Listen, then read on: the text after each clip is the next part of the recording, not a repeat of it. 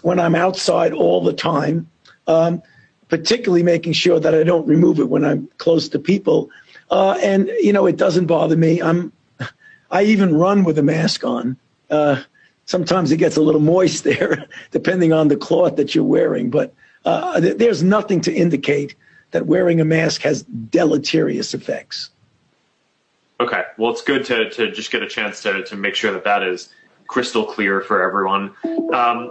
And just reading a few more questions from the thread here.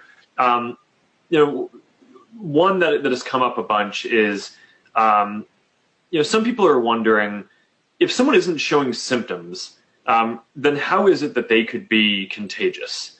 I mean, I kind of get why that might not be obvious to a lot of folks. So it's probably worth just taking a few minutes to talk through that and how that works. No, that's a great question, Mark. I'm glad you asked it. Yes, and the reason you can be contagious, if you look at how you transmit from one person to another, the virus resides in the nasopharynx, in the back of the throat. So that's the reason why when you speak or cough or sing, the virus in droplets comes out. You may not see it, but when you do certain lightings and lasers, you can see it.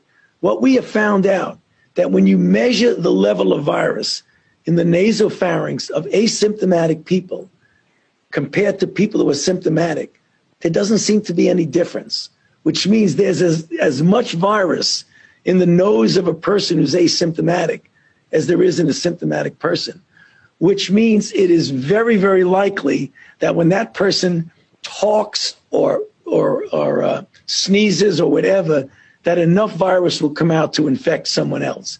So there is not a lot of difference in virus load, even though people can be very different with regard to their symptoms.